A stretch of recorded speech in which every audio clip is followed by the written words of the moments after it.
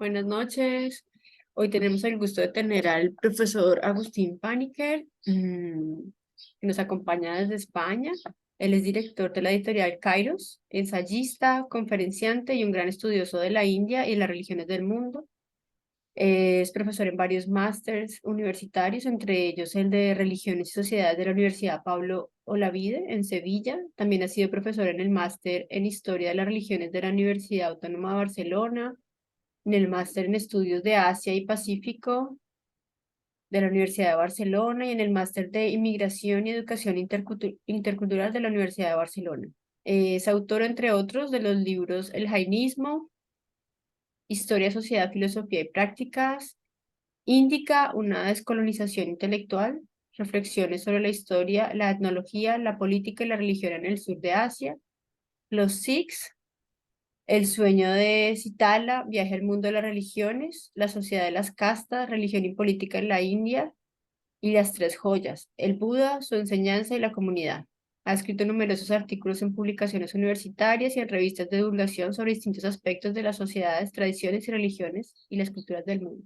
Muchísimas gracias por estar con nosotros, Agustín. Muchas gracias, Namaste, Namaskar. Bueno, muchas gracias, Vanessa, y a todo el grupo, a Ricardo y a todos los amigos y amigas, sobre todo, de meditar. Bueno, yo voy a hablar de yoga, que creo que es lo que estaba previsto, ¿no? Pero sí me gustaría saber si estáis familiarizadas con el yoga. ¿Alguien practica yoga? ¿Sí? Al menos las tres que veo en pantalla, sí. Vale, ok. Y en general, bueno, casi todo el mundo tiene una cierta idea de lo que es el yoga, ¿no? Bueno, yo no soy ningún instructor de yoga, tengo que decirlo por delante, ni tampoco soy un maestro de meditación, Uh, pero te dirán, bueno, entonces, ¿qué viene usted aquí a hablar? No, pero como has comentado, Vanessa, yo soy especialista en India y quizás puedo aportar a un ángulo acerca del fenómeno que llamamos yoga o de la espiritualidad de origen índico en general. Puedo aportar quizás una visión que os pueda servir y mi idea sería desgranar algunos significados que hay detrás de lo que llamamos yoga. Desgranar esos significados para la reflexión y para contextualizar. Y es por eso que he escogido un enfoque histórico. No se suele hablar muchas veces de la historia del yoga, y a veces uno da la impresión de que lo que se practica en el siglo XXI, sea en yoga o en meditación, o en muchos aspectos, es lo mismo que se hacía hace 2500 años. Y obviamente esto no puede ser así. El yoga tiene su historia, y existe lo que podríamos decir una cultura yógica o una cultura yoga, ¿no? No en singular, quizás lo correcto sería hablar de los distintos yogas en plural. Es un fenómeno muy, muy amplio, o casi me atrevería a decir que es una familia de fenómenos, eso que llamamos yoga. Y hay muchas maneras de entenderlo, de practicarlo, de vivirlo. El yoga es un fenómeno, como espero mostrar en esta horita que me tendréis aquí, bastante complejo y bastante rico e interesante, ¿no? Y insisto, yo como especialista en las tradiciones de la India, de Asia en general, pues quizás puedo aportar ese ángulo un poco distinto. Y mi idea es mostrar que tras su inapelable origen índico de la India, el yoga se ha ido construyendo en un complejo y muy interesante diálogo, primero dentro de la India, con otras tradiciones de la India, notablemente el budismo y eso que luego hemos convenido en llamar hinduismo, y luego más tarde, como ya veremos, lo que se podría llamar diálogo Oriente-Occidente.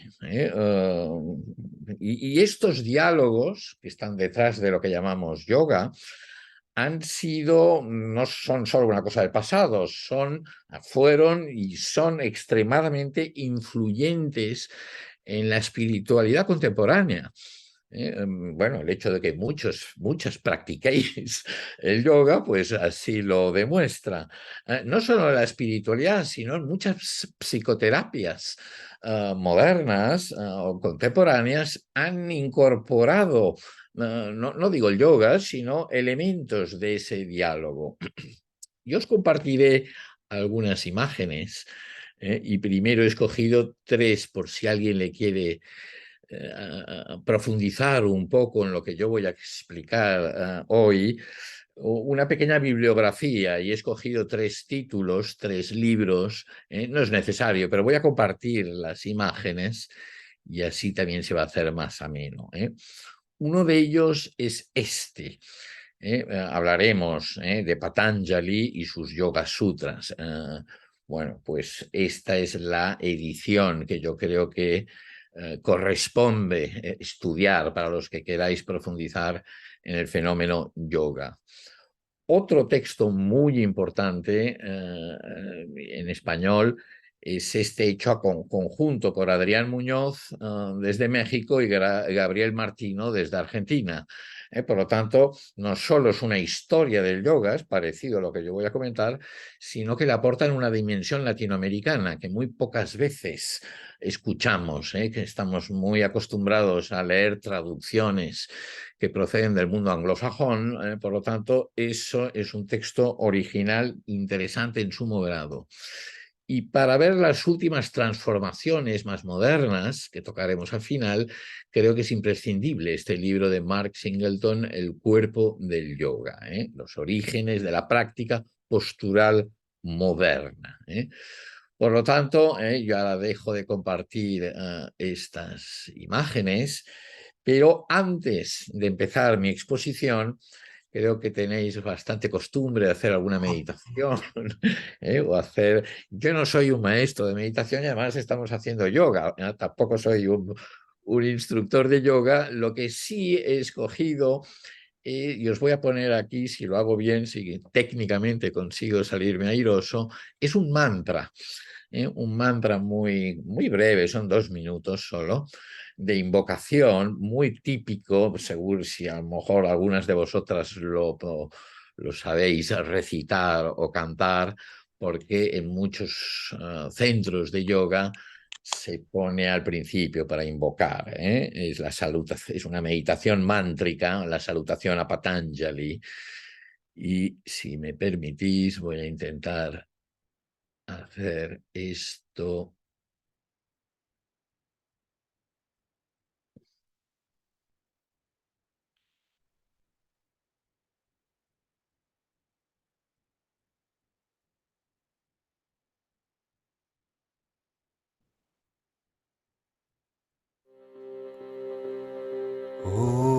Om yogena chittasya padena vacham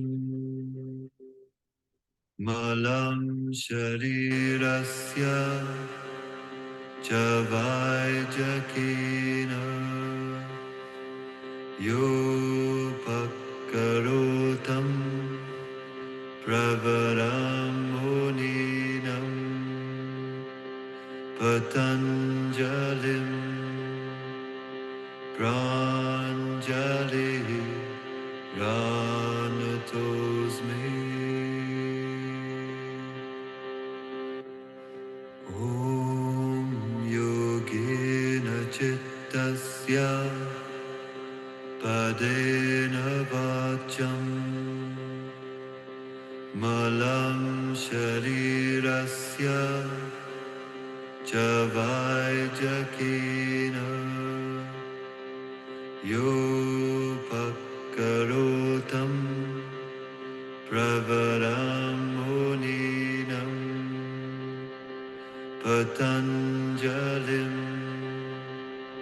pranjali ranatosmi.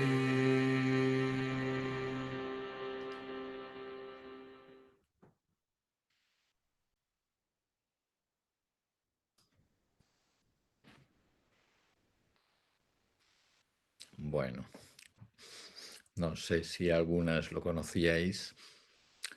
Este mantra es de invocación a Patanjali, una salutación a una de las figuras fundamentales del yoga. Ya hablaremos de Patanjali, pero vamos a hacer esta pequeña historia, como prometía, que podemos resumir en 5 momentos, 5 grandes épocas en el desarrollo del yoga.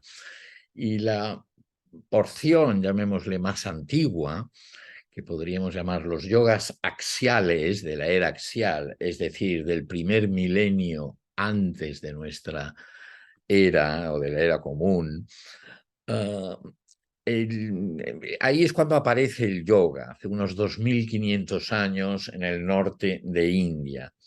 Hay quien lo sitúa antes, incluso en la civilización del Indo, en el Valle del Indo, que hoy en día está en Pakistán, pues incluso 2000 años atrás de esos, o sea, hace 4500 años. Básicamente los que lo sitúan en esa época es porque voy a compartir una imagen. Lo asocian, por ejemplo, con esta figura desenterrada en Mohenjo-Daro, pues es como del 4000 antes de nuestra era, o 3000 y pico, y que parece ser que representa una figura, no está muy descifrado toda la civilización, sobre todo la escritura de la civilización del Indo, podría ser un yogi con unos grandes cuernos, le llaman el proto-Shiva, porque podría ser una representación de la divinidad que luego conoceremos como Shiva, rodeado de animales, en postura que realmente parece Padmasana. Yo no creo, no considero que esto sea un proto-yogin, y creo que no tenemos ninguna certeza. La pongo simplemente porque hay mucha gente que lo lleva hasta esta época.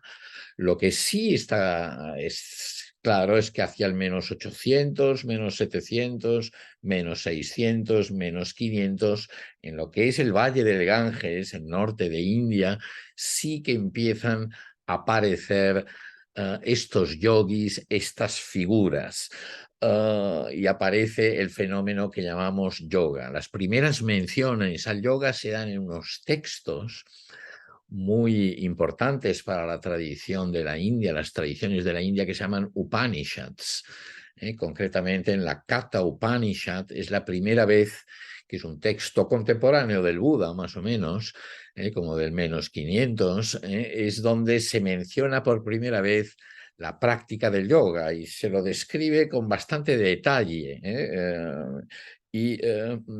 En esas primeras acepciones, clarísimamente, el yoga está ligado a las tradiciones de ascetas, de meditadores, de renunciantes, de personas que abandonan la religiosidad pública y van a indagar, hacen una introspección. Esto es muy axial, son una serie de movimientos que aparecen en esa época en distintos lugares del mundo, donde el foco se desplaza de la religiosidad pública y comunal hacia la introspección individual.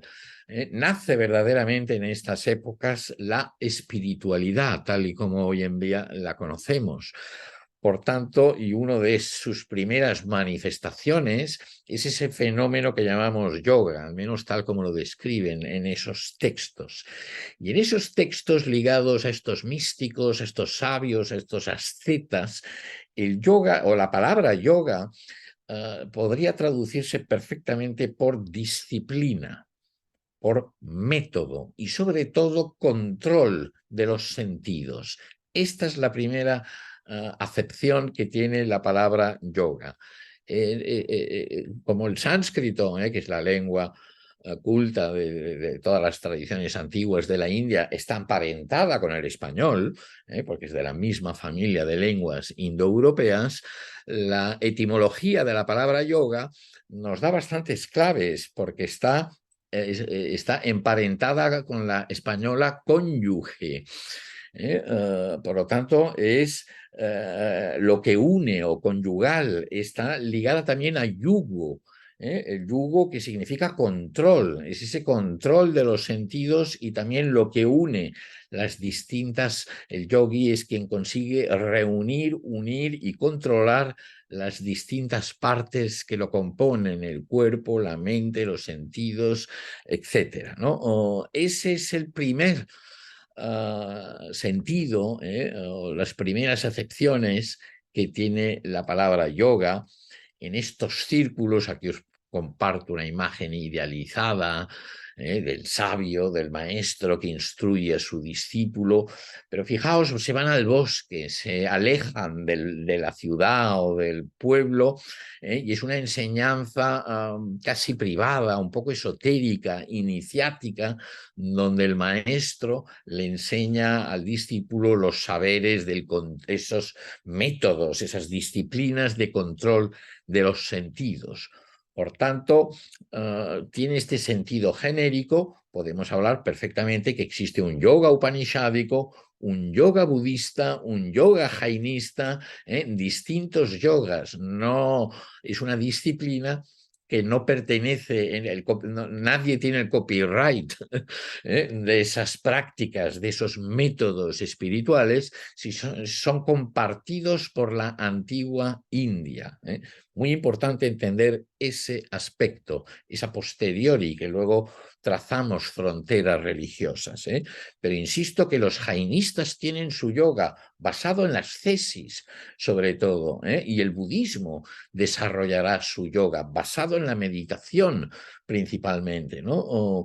Ya conocéis muchos de vosotros la leyenda del Buda. Siempre se habla de que antes de despertar, desde que renuncia esos años hasta que despierte, practicará con distintos yogis, con distintos maestros, que luego la abandona, pero incorpora sus enseñanzas luego en el camino, en la soteriología budista, los dhyanas, los trances meditativos.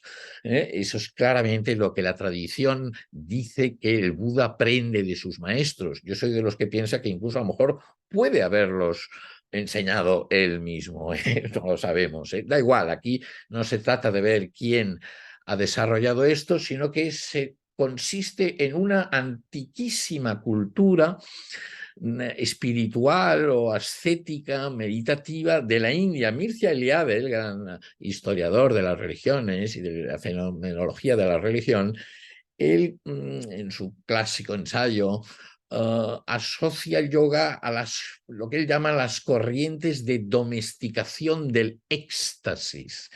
Si hasta entonces estos ascetas, estos sabios eran más bien de estilo chamánico, extático, donde los trances son hacia afuera, el yoga básicamente los interioriza, que es todo el proceso de las Upanishads: interiorizar el ritual, interiorizar el sacrificio, y ya no se hace con la ofrenda, con el fuego de la oblación, sino se hace con el pranayama, se hace con la respiración, es con lo que se quema. Por lo tanto, en lugar de ser son prácticas o disciplinas extáticas, estilo chamánico, son enstáticas, hacia adentro. Bueno, eso es una definición, pero que a mí me resulta bastante heurísticamente válida. También, quiere decir, la propia tradición, insisto, de la medicina india, que luego conducirá a lo que hemos llamado Ayurveda, desarrolla un yoga en 8 pasos, que ese es un concepto bastante común de las antiguas tradiciones. Vosotros que estáis muy familiarizados con el budismo, conocéis del óctuple sendero. Bueno, pues eso no es, no sabemos, una vez más, da igual quién lo desarrolla en primer lugar, pero tenemos muchas tradiciones que gustan de dividir esa disciplina en 8 miembros. Aquí os pongo una imagen también muy conocida, insisto, para entender que esta es una figura del Buda en Dhyana Mudra, en meditación, practicando el yoga budista. Por lo tanto, podemos resumir de estos yogas axiales, de las primeras manifestaciones, o esa cultura yógica de la antigüedad, que es paradigmática de la era axial, es porque es introspectiva, tiene una meta ultramundana. Tanto el yoga de las Upanishads como los yogas budistas, como los yogas jainistas, hablan de un nirvana, de un moksha, de un kaivalya, de mukti, de una meta que está más allá de los beneficios terrenales. Y es una corriente bastante renunciatoria, exige en algunos grupos como el budista y el jainista claramente una renuncia absoluta al mundo al principio, el monaquismo, en otros grupos quizás no está tan marcado, pero claramente tiene que haber un abandono de la vida civil en el mundo, ¿no? Esta sería la primera época, la primera manifestación del yoga en ese primer milenio antes de nuestra era. Vamos ahora ya con la segunda, con un desarrollo posterior, lo que podríamos llamar el yoga clásico, que básicamente tiene dos expresiones muy importantes, importantísimas.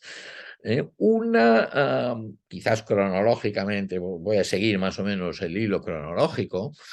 Una, si lo que estos yogas axiales de las Upanishads, del budismo, del jainismo, son del primer milenio antes de nuestra era, el yoga clásico, su primera gran exposición es la Bhagavad Gita, que es un texto muy conocido de la tradición hindú y que podríamos fechar aproximadamente, porque en la antigua India todas las fechas son realmente un poco desesperantes, pero al albor, en el primer siglo antes o después de la era común, por lo tanto tiene unos 2000 años de antigüedad, es algo posterior a las Upanishads, claramente es posterior al Buda, tendría más o menos unos 2000 años. Y la Bhagavad Gita habla muchísimo del yoga, de hecho casi es un manual sobre yoga. Solo que le da un sentido, un poco mantiene el sentido original, el sentido de disciplina, método, ya no tanto de control de los sentidos, como se daba en alguna Upanishad, sino como praxis espiritual, lo que la tradición budista llama marga. El sendero, el noble óctuple marga. Pues la Bhagavad Gita habla de yoga como marga, como praxis espiritual, como sendero espiritual. Y por eso habla de muchos yogas. Y habla de la praxis del yoga del conocimiento, del yoga de la acción, del yoga de la devoción, del yoga ritual. Son distintos senderos que nos conducen a la ultimidad. Y un poco cada practicante, cada devoto puede escoger el que más se ajusta a su manera de ser o el que más le guste, ¿no? Claramente el autor o los autores, no sabemos, de la Gita tienen una cierta predilección por el yoga devocional, lo que se llama bhakti en sánscrito. Sin embargo, es un texto extremadamente ecléctico y que sabe, y es una maravilla, cómo sabe combinar las distintas sensibilidades de la antigua India y le da entrada a la ortodoxia brahmánica, a la vía del conocimiento, a la vía más ritualista, y hace una síntesis extraordinariamente inteligente con la idea del karma yoga, el yoga de la acción, la vieja acción sacrificial la convierte en acción, acción transpersonal. La clave de la Gita es decir, usted actúe, no es necesario renunciar al mundo, pero todo lo que haga, hágalo de una forma desprendida, desapegado de los frutos de la acción, sin estar centrado en su yo. Aquí se aproxima muchísimo al budismo también. Por lo tanto, tanto, gracias a ese planteamiento puede incorporar a figuras, corrientes muy dispares, ¿no? Y de ahí que la Bhagavad Gita sea el primer texto verdaderamente universalista de la tradición hindú. Porque hasta entonces la vena más universalista se había canalizado a través del budismo y del jainismo, porque todo el mundo, más allá de su género, de su clase, de su casta, de sus condiciones, puede entrar en el Sangha y tomar la vía budista o jainista. En cambio, para la ortodoxia brahmánica, brahmánico-hindú, por decirlo así, pone muchos más impedimentos, muchas más trabas, según la ortodoxia clásica, para poder tomar la senda que conduce a la ultimidad, uno tiene que renacer como varón y de alta casta. Sin esa condición no hay liberación posible. Sí, uno puede seguir una vida espiritual, pero no va a recoger ningún fruto. La Gita elimina esas... quizás ante el reto budista y jainista es casi la respuesta brahmánico-hindú ante el universalismo jainista y budista, y abre la vía soteriológica a través del karma yoga, del yoga de la acción, participando de Dios, de lo sagrado, entregándose, y en este sentido podríamos decir que logra una democratización de la vía espiritual, de la soteriología, y textualmente se dice que castas bajas y mujeres, hoy en día esto suena mal decirlo, pero hace 2000 años era revolucionario que un texto de la tradición brahmánica admitiera que todos los colectivos, si siguen el yoga de la acción, pueden llegar a la ultimidad, ¿no?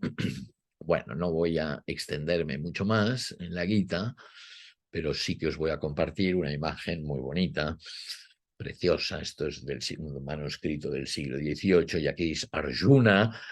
Básicamente es un diálogo entre Arjuna, que es un guerrero, y la divinidad, que es Krishna, aquí pintado en azul, y gradualmente se le va revelando primero su cochero, que le aconseja, hasta que se manifiesta en el capítulo 11 ya como lo divino, ¿no? Pero lo importante de nuestra charla de hoy es que la Gita habla de todos estos yogas y del yoga como marga, como sendero, como praxis espiritual.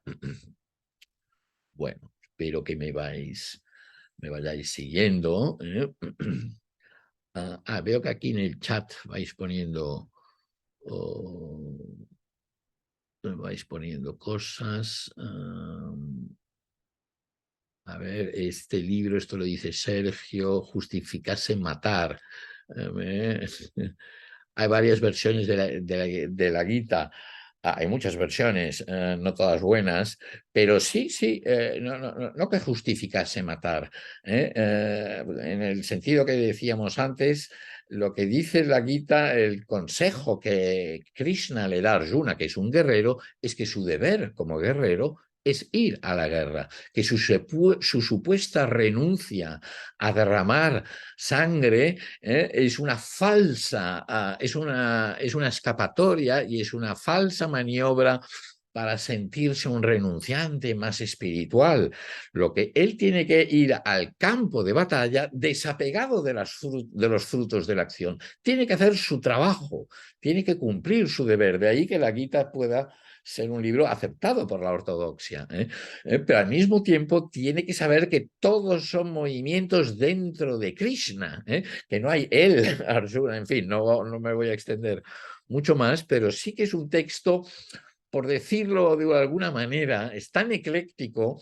Era el texto de cabecera de Gandhi, que con la Bhagavad Gita justificaba la no violencia, y era el texto de cabecera de su asesino, de Nathuram Godse, que con la Bhagavad Gita acabó matando a Gandhi, ¿no?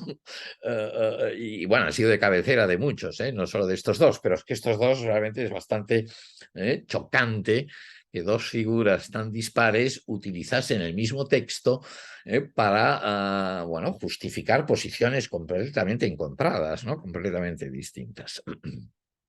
Eso pasa con muchos textos sagrados. La Biblia, sin ir más lejos, justifica a San Francisco de Asís y las cruzadas.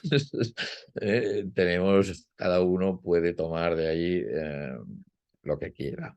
Bueno, sigamos con nuestro yoga clásico, con la otra porción, además de la Gita, del yoga clásico, que es algo posterior, quizás hacia el siglo segundo, el siglo tercero, tampoco lo sabemos muy bien. Hay una figura que ya nos hemos encontrado en el mantra, que se llama Patanjali, que es esencial para la tradición del yoga. Él reúne esos conocimientos, esas tradiciones, esos métodos, esa cultura yógica, milenaria ya en su época, aunque hay algunos, entre otros los que compusieron ese mantra, que sitúan a Patanjali siglos antes, en el segundo o en el tercero, antes de nuestra era, porque lo asocian con un gramático que había del mismo nombre. Hoy en día los indianistas tienden a pensar, o tendemos a pensar, que eran dos figuras distintas y que uno es el gramático del siglo -2 y la otra es el Patanjali, autor de los Yoga Sutras, que es del siglo +2, es varios siglos posterior.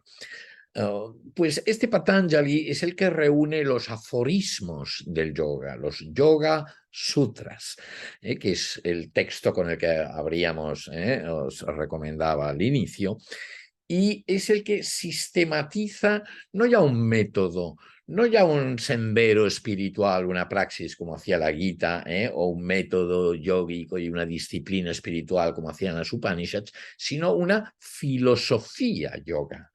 Aquí yoga es un darshana, esta es la palabra clave, darshana, que es la palabra que solemos utilizar no solo para ver, es lo que significa literalmente ver, sino en el sentido más técnico es punto de vista.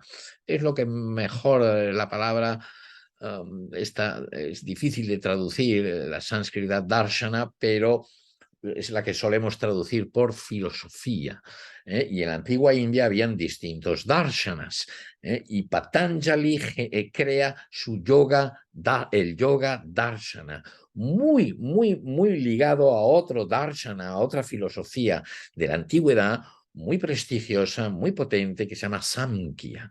Así a veces incluso se habla del Samkhya Yoga, como dos aspectos juntos. El Samkhya es más metafísico y el yoga, que nunca ha olvidado sus orígenes, tiene esta dimensión más práctica.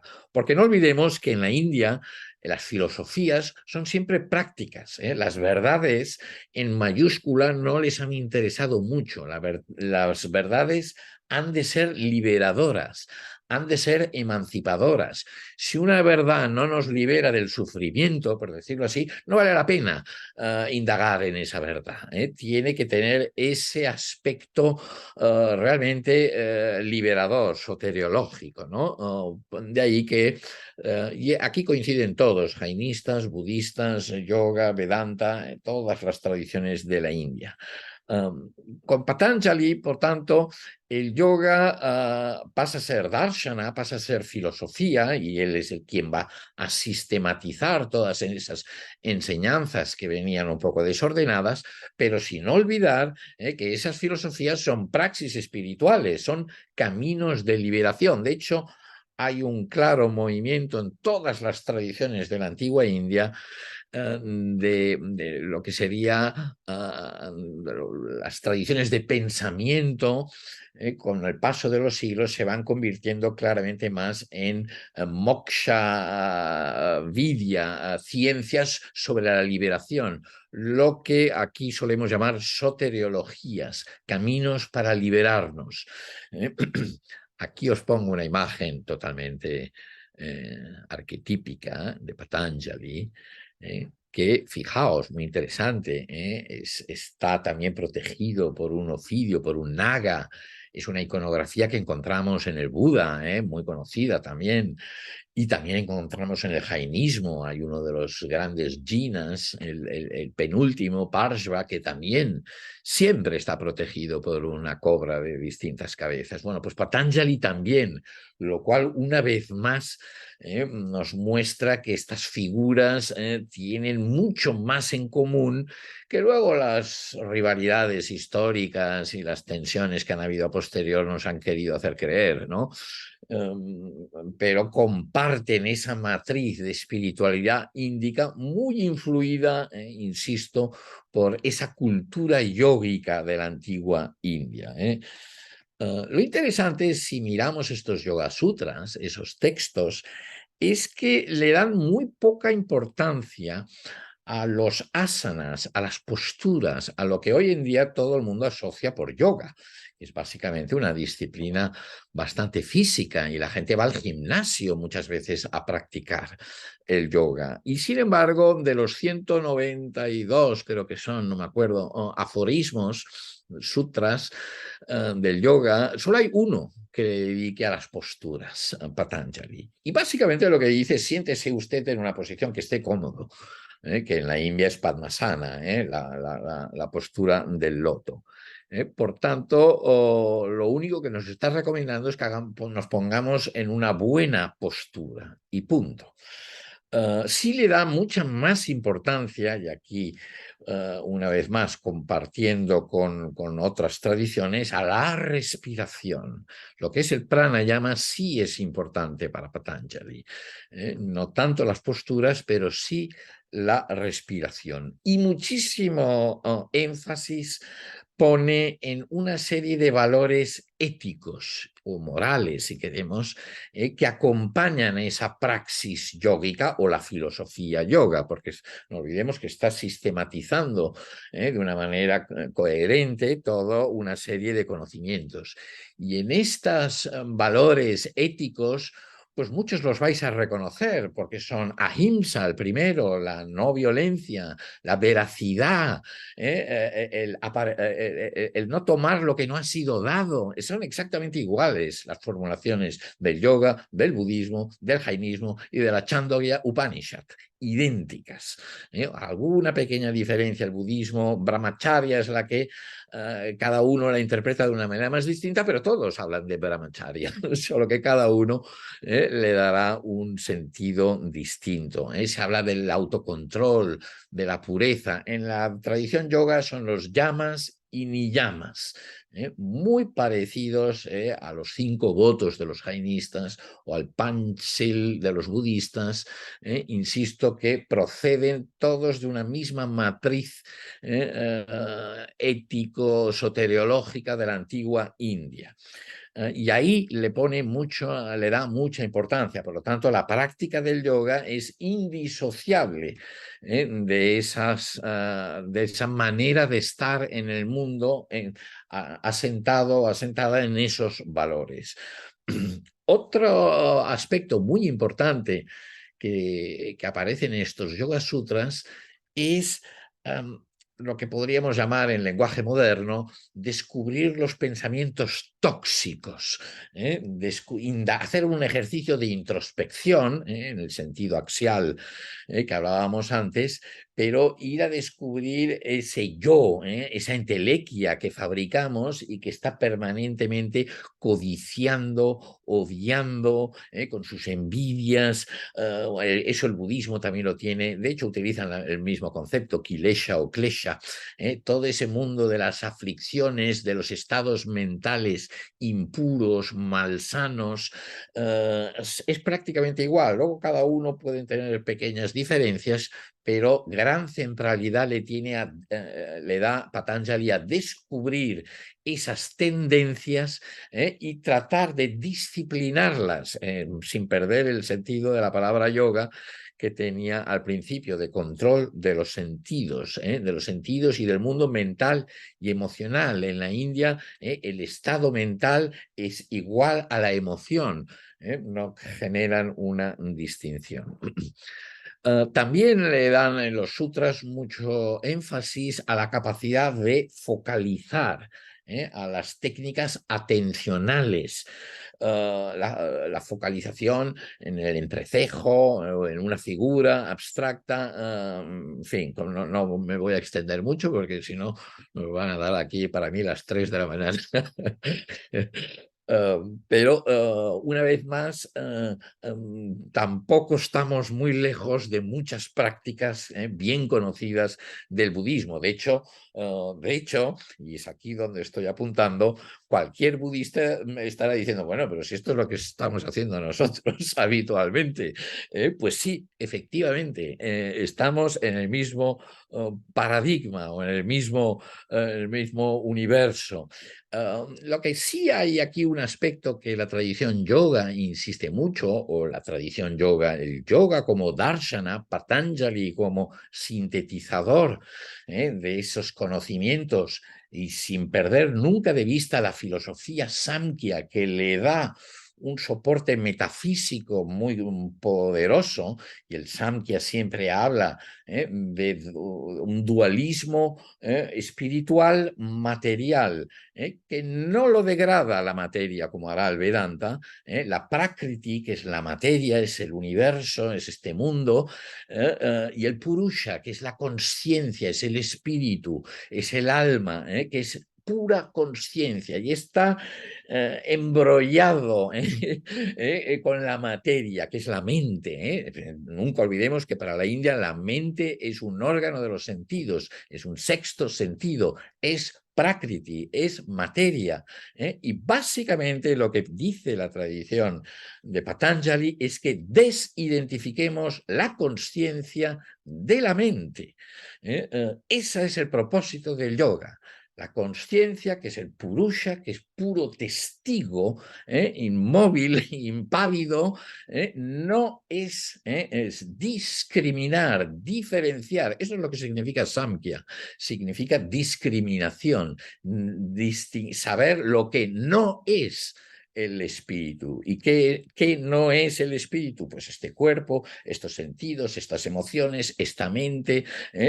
Lo mismo que el jainismo, que hace con jiva y ajiva, lo espiritual y lo no espiritual. Estamos ante un paradigma de espiritualidad típicamente indio, que luego se cristaliza en distintas tradiciones espirituales, y en paralelo a otro que dará paso al Vedanta, que en lugar de postular un dualismo entre espíritu y materia, postula una no dualidad entre dos aspectos.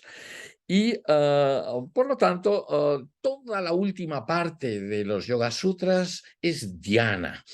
Son los trances meditativos que los yogis y las yoginis practican para hacer esta desidentificación.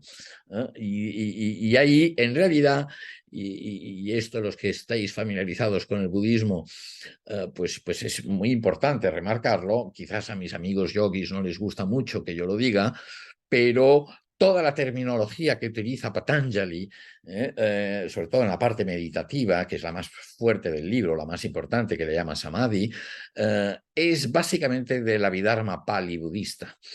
De hecho, es la misma terminología muy técnica, o sea, no es que utilicen palabras generales del sánscrito, no, ya son significados bastante técnicos.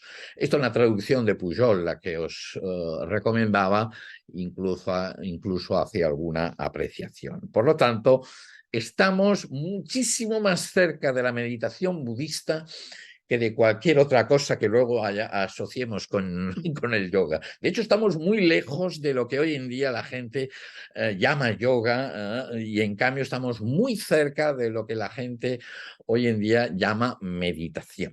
Y aquí os comparto la clásica definición de Patanjali del yoga, que es en el segundo aforismo, y muy conocido, famosísimo, Yogas Chitta Vritti Nirodha, y esa es la definición del yoga según Patanjali.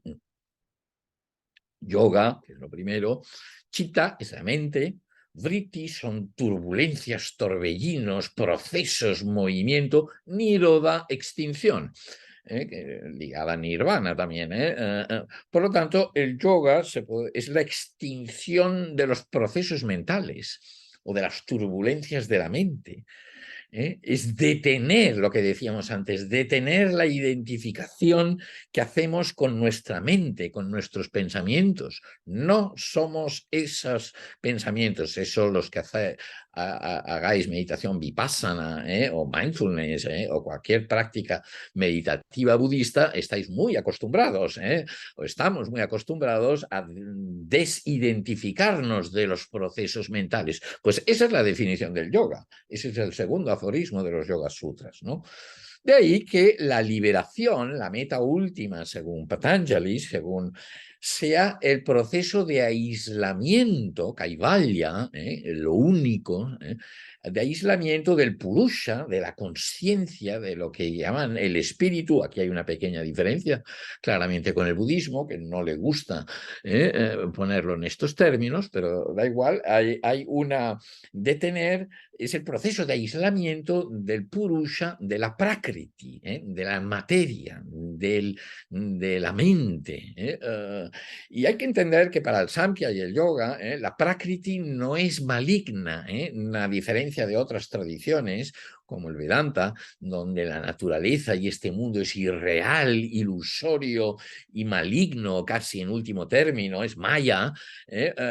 Para el Samkhya y para el yoga, más bien, y eso tendrá una importancia siglos más tarde, como ahora veremos, la naturaleza, la materia, el cuerpo, no es el enemigo, está ahí precisamente para que el purusha pueda testimoniarlo. Porque si es conciencia, tiene que ser conciencia de algo. Y simplemente va a ser el espectador de lo que existe. Bueno, no me extiendo mucho más, pero es muy importante haber tocado este yoga clásico con la Gita y ahora con Patanjali, porque además todo el mundo cita a Patanjali para justificar unos yogas posturales que, como podemos ver, pues un poco tomado por los pelos. Esa tradición continuó con sus comentadores. Pensemos que las filosofías de la India, las tradiciones de pensamiento, suelen ser exegéticas. Hay un sutra fundamental, en este caso el Yoga Sutra, a la que luego vendrán comentarios, glosas, autocomentarios, etcétera. Aquí el importante es el de Vyasa. Hay quien dice que es el mismo Patanjali, hay quien dice que fue 100 años después, otros que fue del siglo VI, o sea que es bastante, da igual. Pero ya Vyasa define yoga igual a samadhi. El yoga es igual al trance meditativo. Estamos todavía en ese paradigma. Bueno, caramba, llevo casi 50 minutos y ahora entramos en la tercera fase. Encuentros en la tercera fase. Los que podríamos llamar el mundo. Bueno, claro, la pregunta que lógicamente todo el mundo se hará o debería hacerse es cómo lo que hemos visto hasta ahora, sea los primeros esbozos, o luego estas formulaciones clásicas con la Gita y con Patanjali, como una praxis espiritual, esencialmente soteriológica, o sea, un camino de liberación, un óctuple sendero. No olvidemos que Patanjali estructura su práctica del yoga en Ashtanga Yoga, en 8 miembros del yoga. No es casual que lo ponga también en 8 patas, en 8 factores. ¿Cómo es que ese camino, ese marga, ese yoga espiritual, esas técnicas, devienen el método tan físico, tan gimnástico, por decirlo así, que hoy en día conocemos y que hoy en día todo el mundo asocia con el yoga, ¿no? Bueno, pues eso tiene mucho que ver con la tercera fase del desarrollo del yoga, que sería lo que podríamos llamar genéricamente el tantrismo o el tantra. Es un concepto muy complejo que yo no me puedo extender aquí, pero es como, llamémosle, como una sensibilidad espiritual y ritual, las dos cosas juntas, tiene una dimensión más ritual y otra más soteriológica, o sea, que no pierde de vista los dos aspectos de la religiosidad, que aparece en India, en todo el continente índico, entre los siglos, bueno, pues quinto, sexto, séptimo, octavo. No me gusta poner la comparativa con la periodización europea, porque aquí se habla de la Edad Media. Porque de medioevo no tiene nada, la India es otro universo y no hay por qué aplicar las categorías occidentales sobre aquella historia, porque la Edad Media tiene una serie de connotaciones en Europa que no las tienen en la India. Pero vamos, son aquellos siglos que corresponden a lo que en Europa era la Edad Media. Y es esa nueva sensibilidad que afecta a toda la India. No es una religión, es un tipo de sensibilidad espiritual, ritual que afecta al hinduismo, al budismo y en menor medida al jainismo, que ya entonces se está convirtiendo en un movimiento más minoritario y siempre bastante ascético. Pero el budismo y esa cosa amorfa que llamamos hinduismo, más o menos estructurada alrededor de un eje más o menos identificable con la vieja tradición védico-brahmánica, que ha hecho más o menos de corriente mainstream, pero que es una cosa amplísima y sigue siendo una cosa amplísima, eso que llamamos hinduismo, que tiene muchas formas de expresión ritual, mitológica, filosófica, práctica, etc.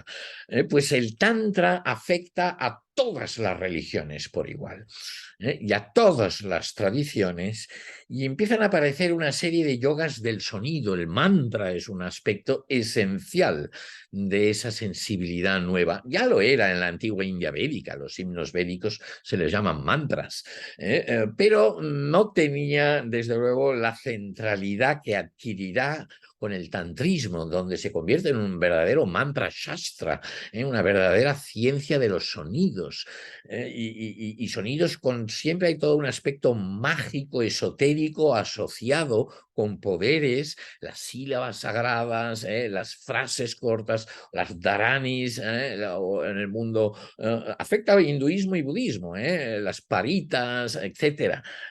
Todo ese universo es esencialmente tántrico. Es la capacidad de manipular lo sónico. Las tradiciones de la India son esencialmente sónicas más que visuales. Y el sonido sagrado lo impregna todo. Solo hace falta ir a la India para ver el ruido que hay por doquier allí, en fin. Y ahí aparecen esos nuevos yogas del sonido, el Laya Yoga, yogas de la energía.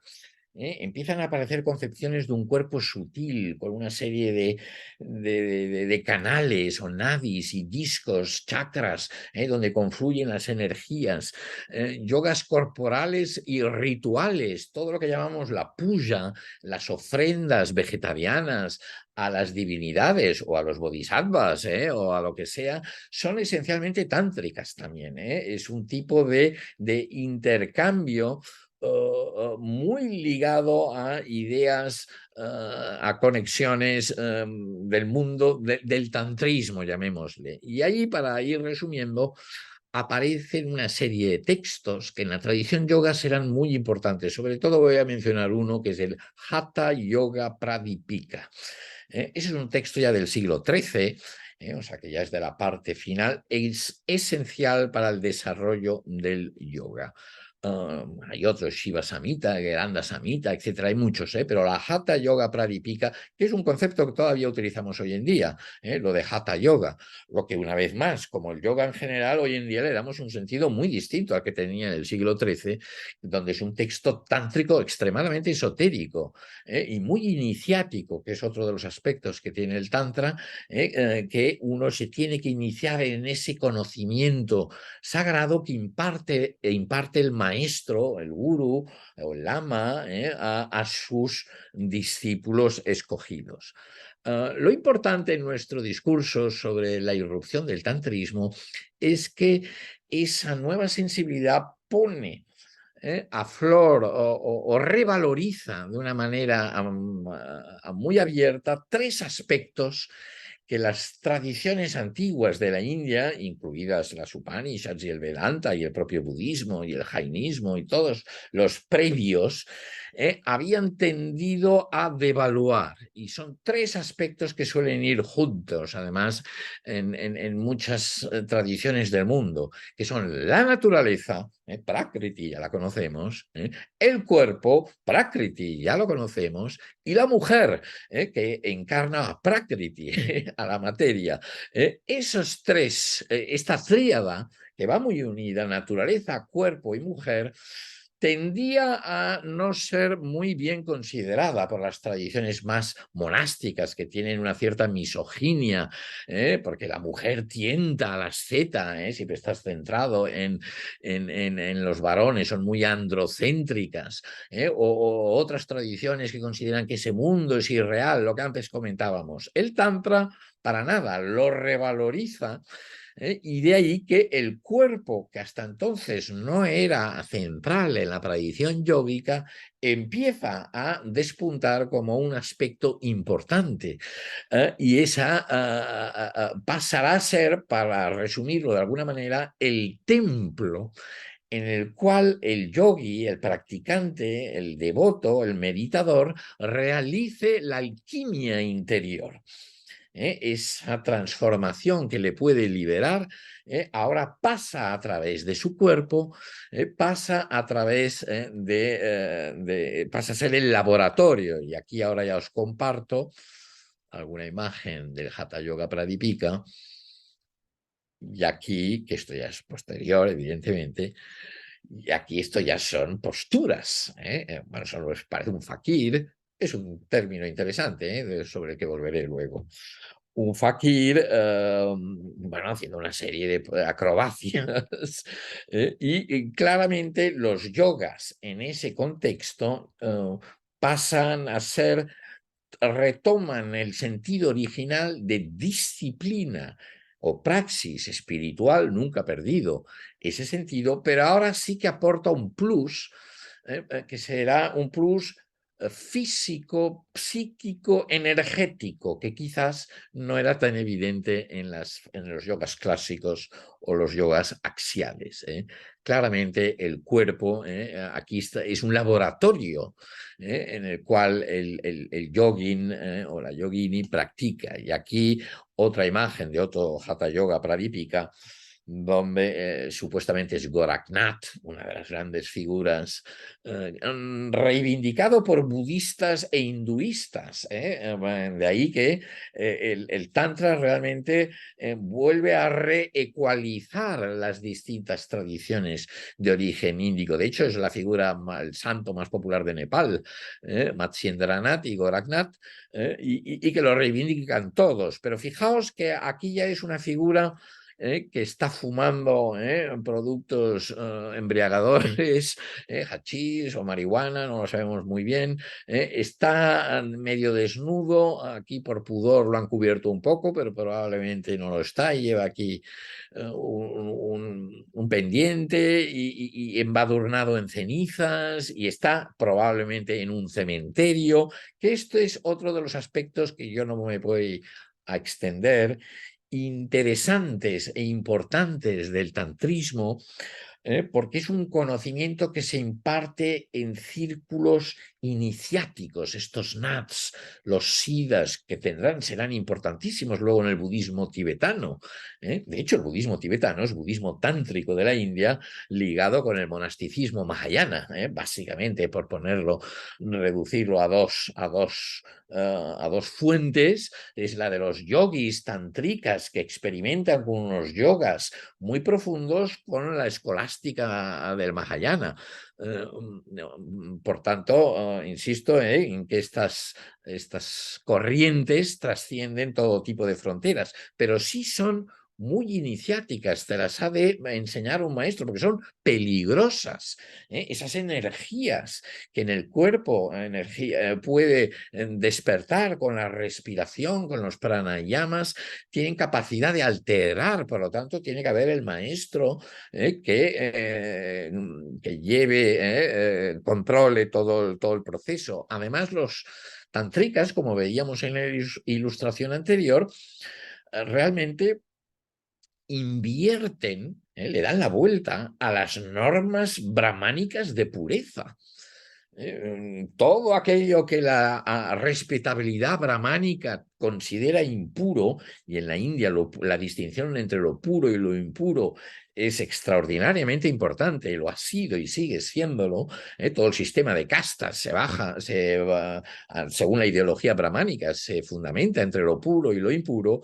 Los tantricas invierten los valores, y todo lo que es impuro, como podría ser pues, los productos embriagantes, la carne, los cementerios, que es el lugar impuro por antonomasia, la sexualidad sagrada, que al parecer es lo único que Occidente ha retenido del Tantra, y que revela más acerca de los problemas de Occidente que no sobre los tantricas, pero luego también el alcohol, el pescado, toda una serie de elementos, como dicen algunos tantras, utilizar aquello mismo que nos ata a este mundo en dosis homeopáticas, ojo, y bajo un contexto totalmente ritual y supervisado por el maestro, pues puede ser aquello mismo que nos libere. El tantrismo ya suele tener una concepción no dual, y entonces la distinción entre este mundo y otro mundo no está tan clara. Por lo tanto, es en este mundo, en el samsara mismo, donde se puede dar esa alquimia.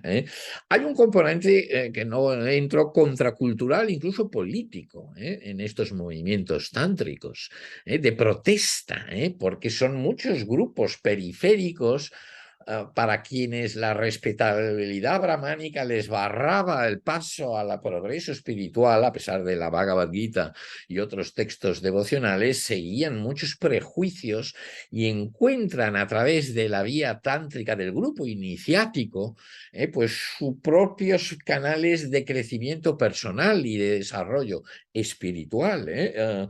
Por lo tanto, hay un componente antibrahmánico también en esa inversión de los valores, y de contracultura y de protesta. No voy a seguir por ahí, pero es importante para entender lo que va a pasar ahora, que es que el yoga, a partir de ese momento, todo eso está muy bien explicado, by the way, en el libro de Adrián Muñoz y Gabriel Martino, esa historia mínima del yoga, está perfecta. Además, Adrián Muñoz de México, él es especialista en los hatha yogins, en los nats, en esa tradición de la Edad Media.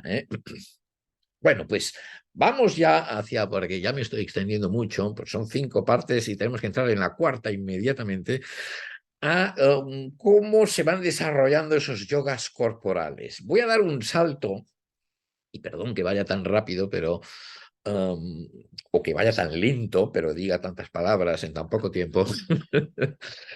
Vamos a ir al siglo XIX, que ya el contexto ahora es muy distinto. La India está bajo una situación, es una colonia, está colonizada por Gran Bretaña.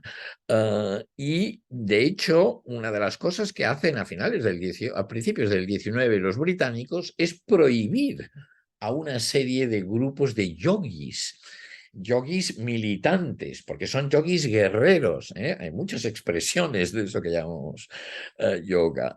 Y de hecho, para tanto los amos coloniales como para la alta intelectualidad brahmánica, que es más papista que el Papa, por lo tanto son más modernistas y más ilustrados que hasta los ingleses, el yoga pasa a ser visto, mal visto.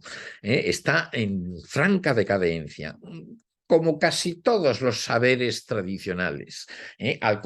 Pensemos que la relación colonial es asimétrica, totalmente asimétrica, y hay unos amos coloniales que dicen llevar, que conquistan militarmente y políticamente, y dicen llevar la ilustración, la ciencia, la razón, bueno, son las grandes justificaciones para el expolio. Da igual, el caso es que los saberes tradicionales de las culturas colonizadas, y eso ha pasado en cualquier rincón del mundo, quedan totalmente rebajadas, marginalizadas, y la propia intelectualidad que abraza la modernidad es la que más insiste en despreciar los saberes tradicionales, que son tildados de supersticiones, y en el caso del yoga, ligados a castas bajas, a fumadores de hachís, a contorsionistas, en fin,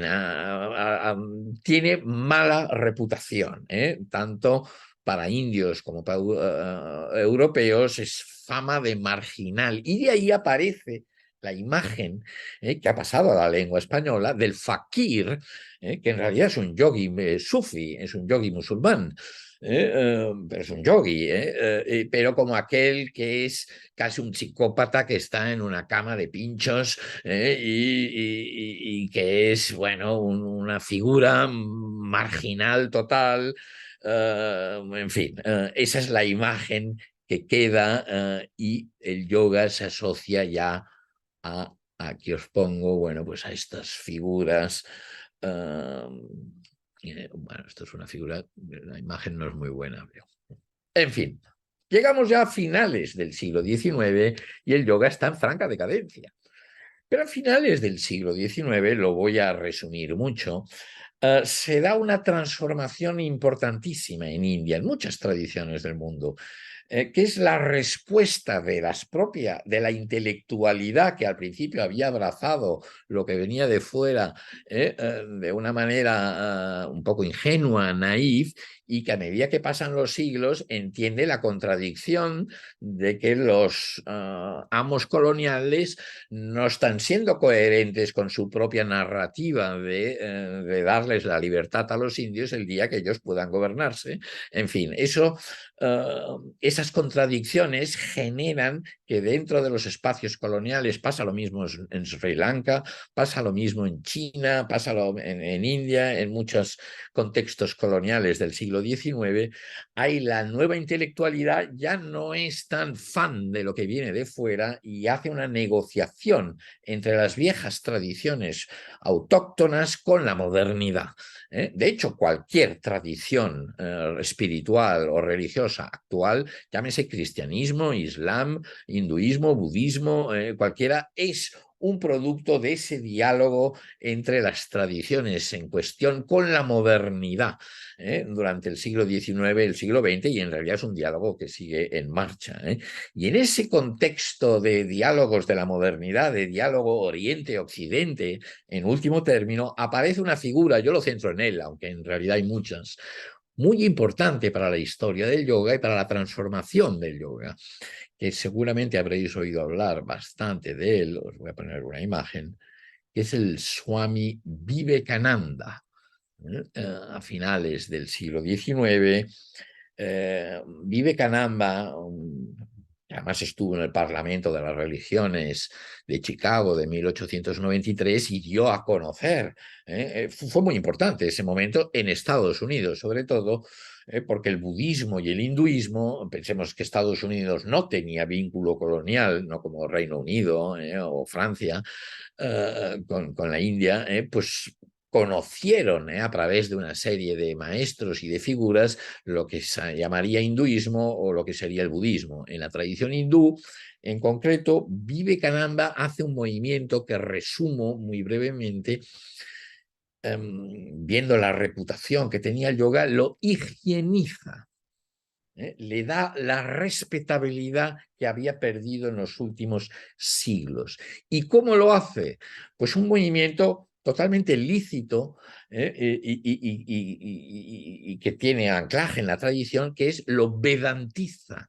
El Vedanta es una de las grandes filosofías de la India, es uno de los grandes darshanas, muy ligado a las Upanishads, aquellas enseñanzas en las cuales es donde aparece por primera vez la palabra yoga. Es una filosofía rival a Patanjali, por decirlo así, a nivel de pensamiento, pero que también se puede reivindicar, que también el yoga lo puede interpretar desde sus propios términos. Y el Vedanta siempre ha tenido muchísimo prestigio en toda la India, en las altas esferas de la intelectualidad de la India, al menos en el último milenio, y también, cosa importante, para los occidentales.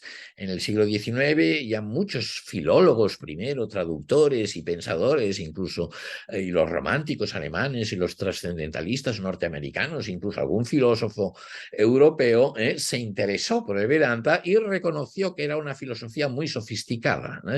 Por tanto, el respaldarazo vedántico que le da a Vivekananda al yoga le da una respetabilidad que necesitaba en ese revival del neohinduismo, que es el diálogo de las tradiciones hindúes con la modernidad. En realidad, la interpretación que hace Vivekananda es muy teosófica. Esa es la ironía del asunto.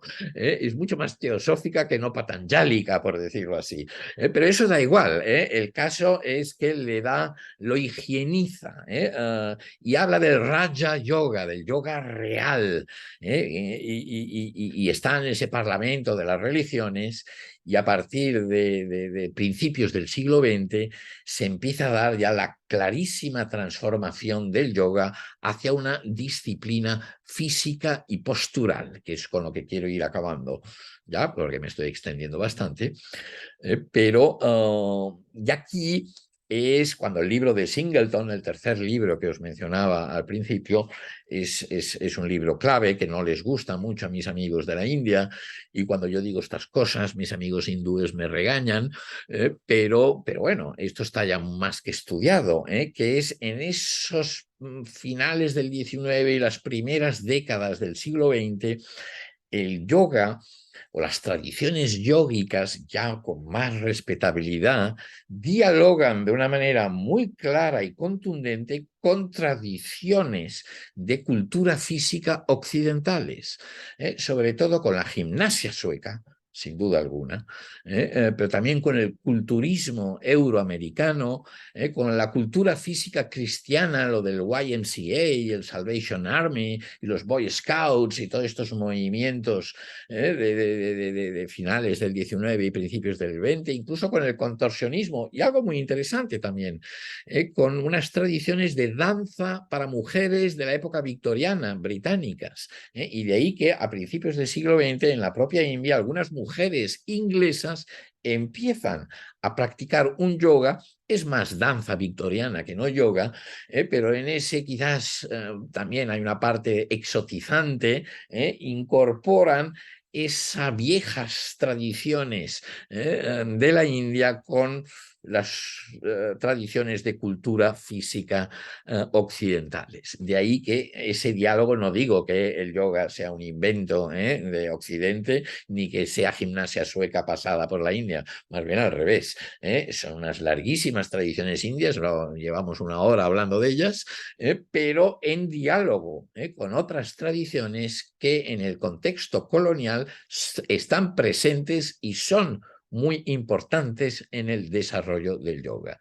Y aquí llegamos a una imagen de un yoga postural típico de principios del siglo XX, incluso un poco militar, tiene ese aspecto que no me va a dar tiempo a entrar en ello, pero bueno, si puedo, sí, os comento 2 minutos. Aquí, en estos yogas indios de principios del siglo XX, se destacan los aspectos físicos, no los esotéricos o tántricos anteriores y la kundalini y los chakras. No, se crean manuales de yoga, donde hay las distintas posturas o posiciones, y se reformula, importantísimo este aspecto, se reformula el yoga en términos científicos, que pasa a ser la autoridad, y sigue siendo la autoridad que hoy en día, y ya hace 100 años también, certificaba si algo era válido o no era válido. Antes en español decíamos, esto va a misa. Bueno, ahora ya no, ahora ya nadie dice esto, ahora la gente dice, la ciencia ha demostrado que... Es que la ciencia al cabo de 10 años dice lo contrario, pero bueno, sigue siendo el factor de autoridad. Y es la ciencia a principios del siglo XX que dice que el yoga es bueno, y es bueno para la salud, no como una vía soteriológica de liberación, sino es buena para la salud, entendida la salud de manera alopática, no ayurvédicamente hablando, sino tal como la entiende Occidente, lo que es tener buena salud, ¿no? Todo eso, además, esos manuales y ese yoga tan postural es un aspecto que nadie destaca, pero que es esencial. Lo facilita muchísimo una nueva tecnología que aparece, que va adquiriendo fuerza, que es la fotografía. La fotografía es muy buena para fotografiar una postura, pero es muy mala para fotografiar un trance meditativo. No lo puede fotografiar ni una kundalini que sube o baja. En cambio, pues un asana pues es muy evidente y muy claro, muy fácil. De ahí que los propios guías, manuales con fotografías y comentados con el aval científico van desplazando el foco hacia un yoga más físico, y mucho menos esotérico como era en la Edad Media o espiritual como era al final, ¿no? Y aparece el Surya Namaskar, la salutación al sol, que a lo mejor hacéis muchas, es un invento de hace 100 años, por decirlo así, no es milenario. Y aparecen una serie ya de maestros, Yogananda, el Kriya Yoga, Shivananda, muy importantes, muy interesantes, y que el reconocimiento de Occidente a esas tradiciones facilita el revival del yoga, porque, bueno, por fin los occidentales que durante 150 años habían estado denigrando las tradiciones de la India, de supersticiosas, de lo que sea, de irracionales, de infantiles, de repente dicen, bueno, no, esto no está mal, esto funciona y va bien para la salud, ¿no? Y eso incluso a nivel político el nacionalismo hindú lo apoya para sacar el cliché muy establecido, era un a priori, un tropo colonial es que el hindú, especialmente el bengalí y el del sur, era afeminado, esta es la palabra, y no se le podía reclutar porque además era rebelde y creaba motines. El sikh o el gurkha eran con esa visión racial que tenían los ingleses en el siglo XIX y a principios del XX, les llamaban razas marciales, muy buenas para reclutar en el ejército y enviarlos a la Primera Guerra Mundial o luego a la Segunda a combatir, o a la policía o al ejército. De los musulmanes no te fíes, son bravos pero son pérfidos, y los bengalíes y los del sur son afeminados. De ahí que para eliminar ese tropo la India desarrolló un yoga más físico, más muscular, más masculino, para contrarrestar esos prejuicios coloniales.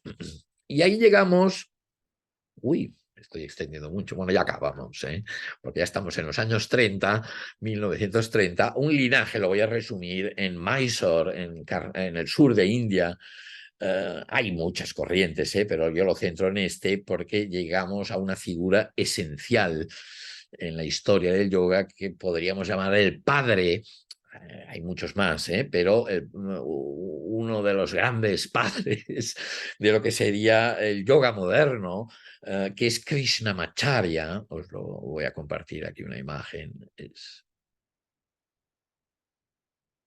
Aquí tenemos a Krishnamacharya a la izquierda de pie, supervisando un yoga ya muy, muy, muy acrobático, muy esto es en los años 30, el yoga Makaranda, que él ya acaba de hibridizar completamente las viejas tradiciones brahmánicas y un yoga físico. Y el yoga, por decirlo de alguna manera, se asaniza por completo. Los asanas, las posturas físicas que solo tenían un aforismo con Patanjali, ahora ya es el elemento central y más reconocible del yoga. Ha pasado a ser en todo este proceso, con la revalorización del cuerpo, con los yogas energéticos, con el contacto con las tradiciones de gimnasia y de culturismo, el yoga se asaniza, pero con la clásica retórica india, que siempre se tiene que anclar en la tradición, y entonces dicen nunca perder de vista a Patanjali,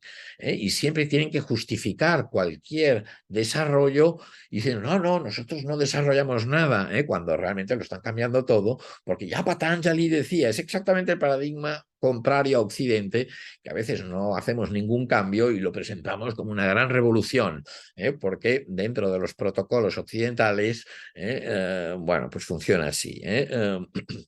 Y llegamos ya al yoga contemporáneo, que podríamos llamar más que yoga, neo-yoga, lo que serían los nuevos yogas, cuando en Europa, en Estados Unidos, en América Latina, en los años 1950 y 1960, se maravillan por estos yogas que proceden de la India, sin reconocer en parte cierto efecto espejo, en parte se están viendo a sí mismos. De otra manera, tampoco se habrían maravillado si no pueden entender las coordenadas, pero lo que nadie reconoce, que ahí hay la gimnasia sueca y que ahí hay unas tradiciones occidentales de ciencia, y a partir de ahí hay la eclosión de centros y de marcas de yoga, ¿no? El Iyengar, el Vinyasa, el Ashtanga, el Vini Yoga, el Bikram Yoga, el Laughter Yoga, no sé, yo me he perdido ya porque hay tantos yogas, que Kundalini Yoga, Acro Yoga, hay uno ya hace poco que vi que era Helicopter Yoga, que no sé cómo se practicará, pero debe ser interesante, sin duda. Y aquí tenemos, pues, maestros, dos, los grandes discípulos del anterior, de Krishnamacharya, que veíamos, son estos dos, su hijo de Shikachar y luego Iyengar, el del cabello largo, y Patabi Joyce, que son los dos figuras centrales, que los dos ya están muertos, pero hace relativamente poco, y que desarrollaron los métodos de un yoga muy físico, más conocidos, ¿no? El método Iyengar y el Ashtanga Yoga moderno, ¿no? Y hay que, voy acabando, estas transformaciones, todos estos desarrollos, en modo algunos son tergiversaciones, son desvirtuaciones, son falsificaciones de un verdadero yoga. Para nada, ¿eh?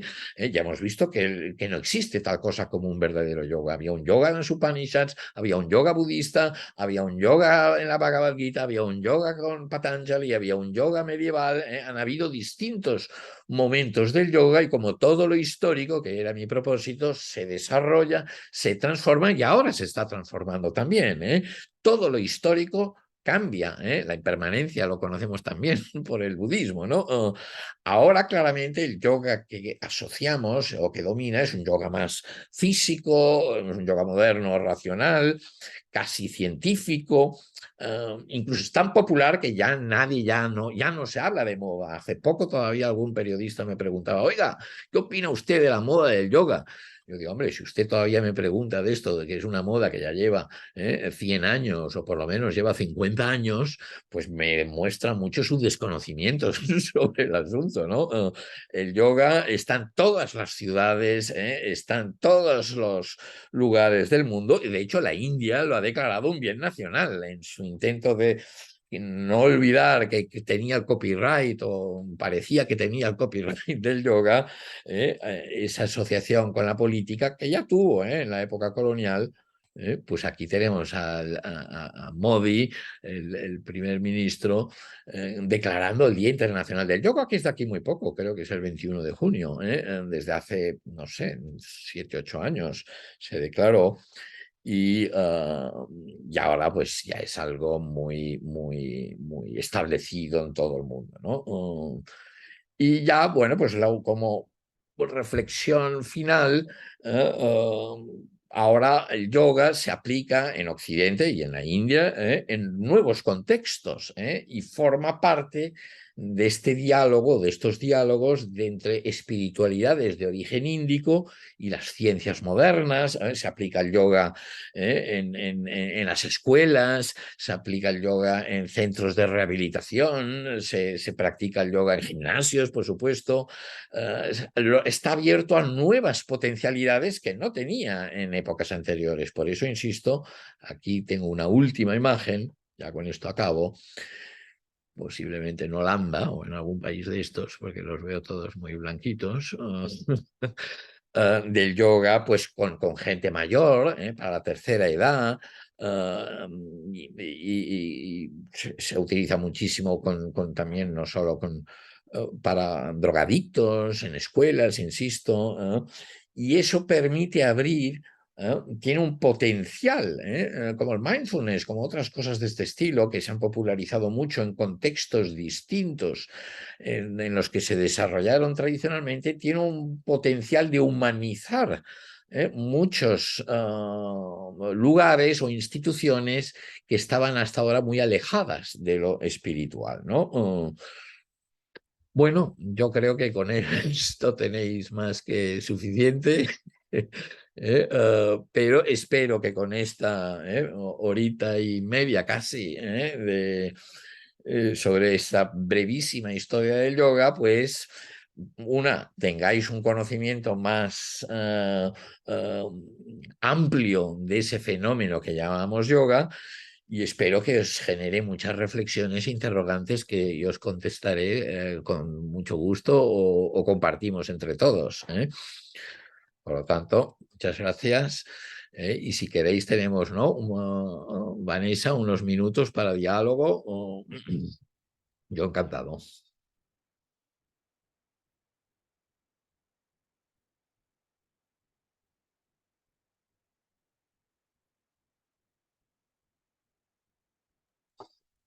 Agustín, ¿No?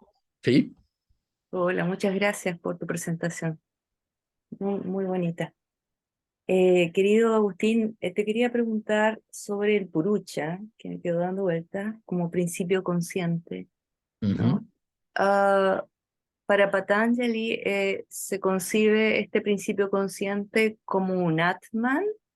ujú. Sí. Ahí, ah, ¿cuál sería la figura? Porque la mente no es purucha, ¿no? Sino que es lo que se no, va depurando, ¿no? Para tener esta unificación con el purucha. Entonces ahí es como esta unificación me remite así casi casi una cosa como media cristiana también de pronto, ¿no? sí, Entonces no sí, sé si me puedes sí, aclarar. sí. No es unificación, que eso a veces es una interpretación vedántica que se hace del yoga como unión entre el espíritu individual y el espíritu supremo. Y ahí sí que estaría próximo a lo que decías o a una posición más cristiana.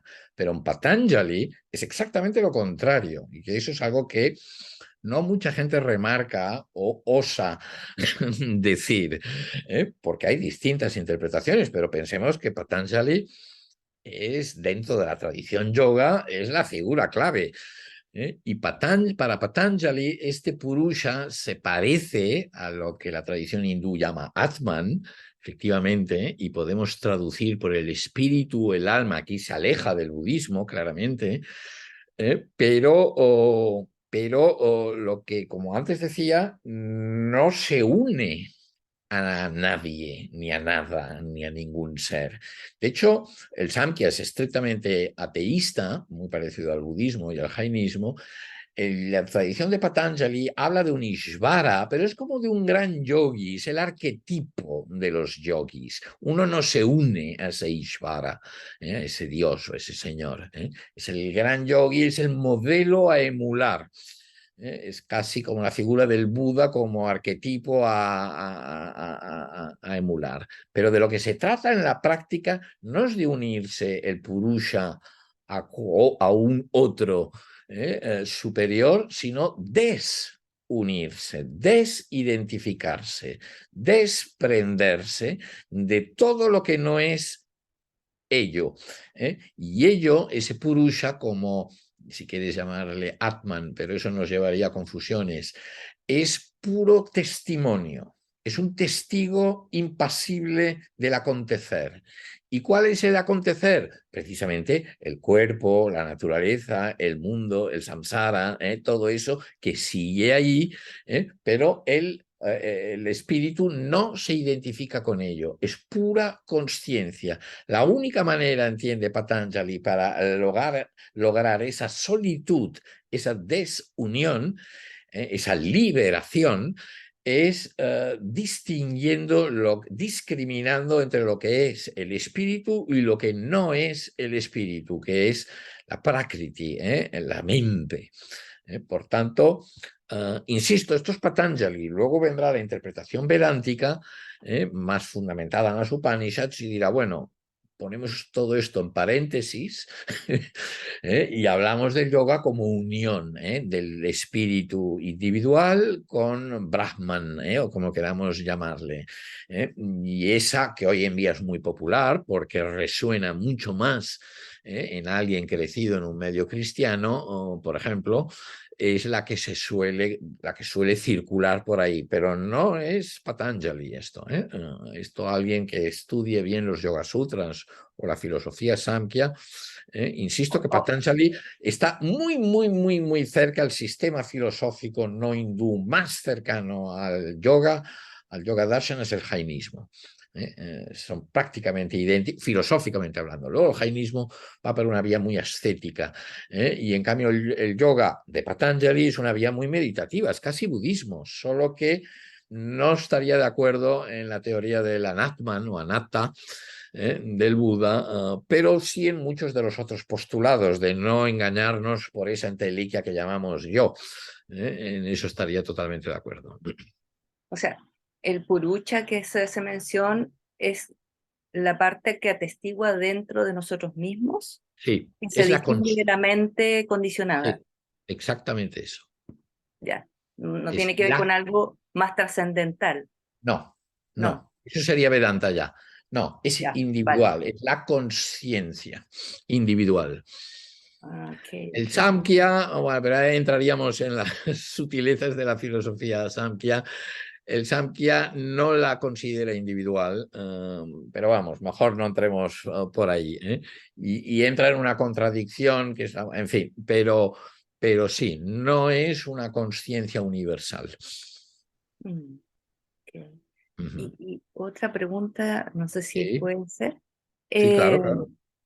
Cuando hablaste del Tantra, ¿no? En esta Ujú, tercera fase, y nombraste el Hatha Yoga ahí, ujú. me vinieron como asociaciones con la medicina china, a propósito de los cuerpos sutiles o de las energías.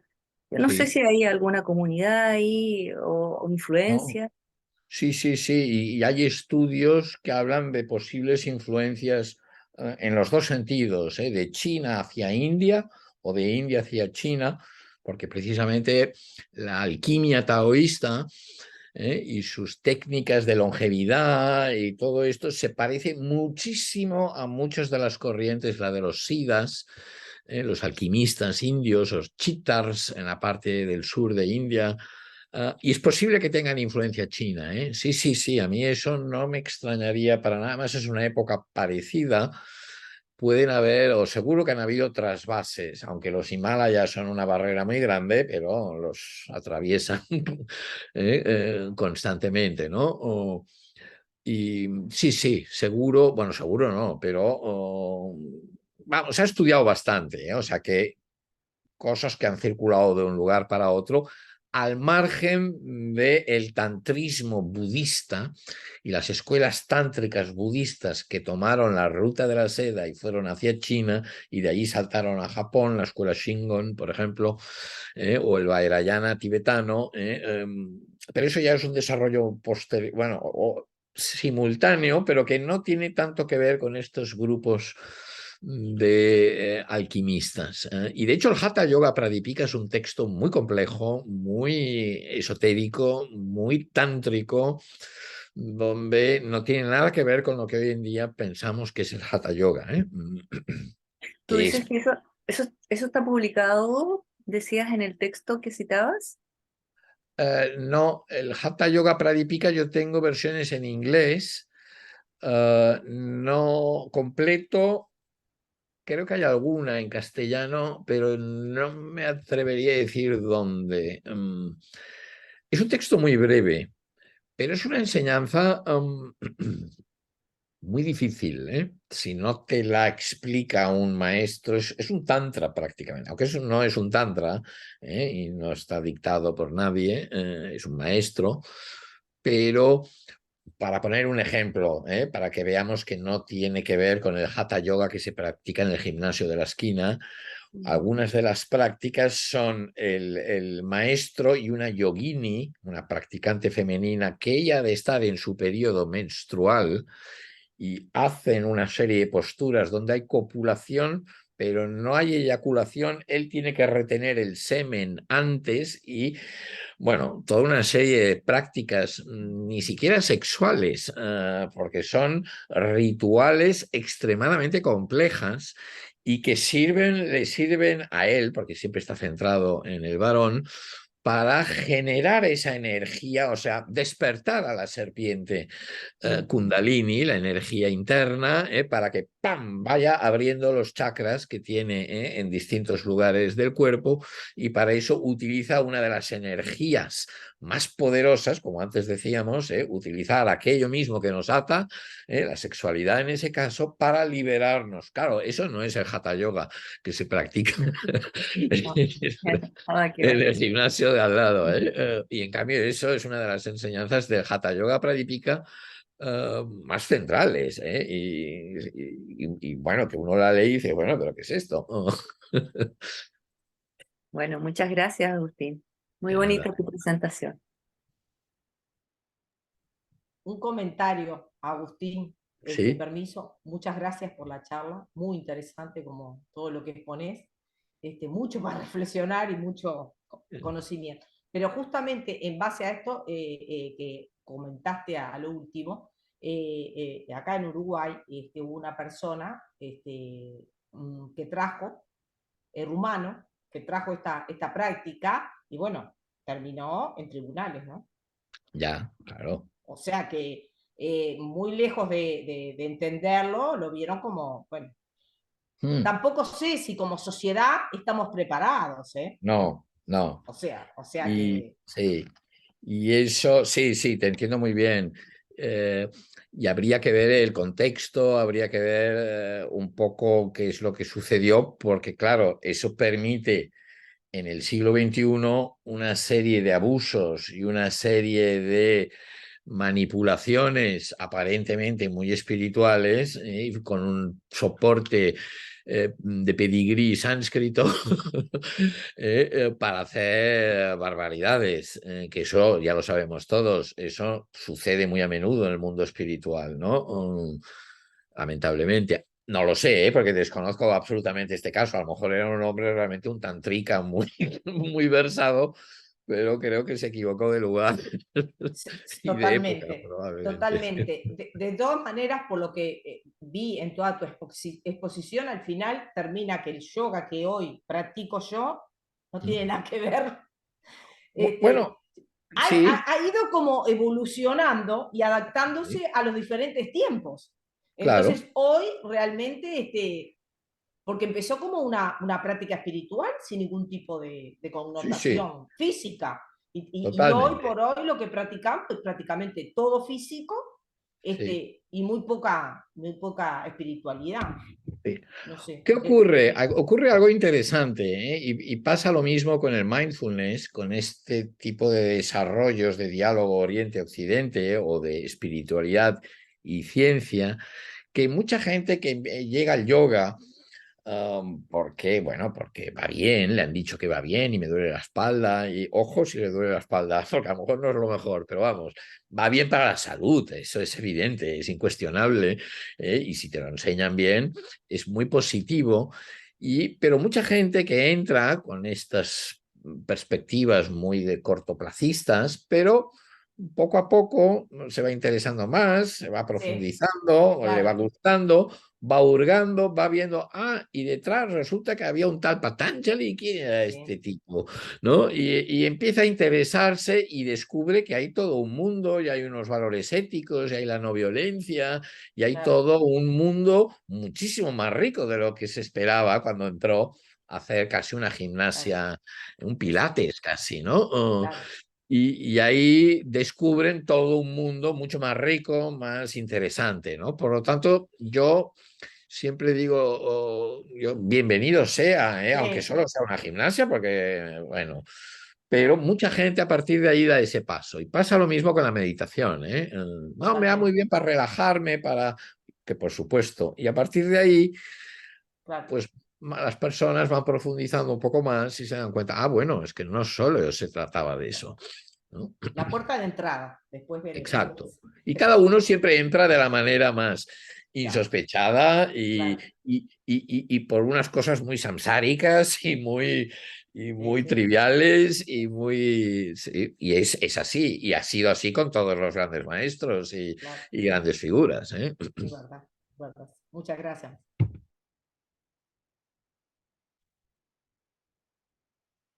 Bueno, pues si os parece, ¿no? Lo dejamos aquí. Para mí ha sido un placer. Pequeño grupo, pero muy, creo que atento.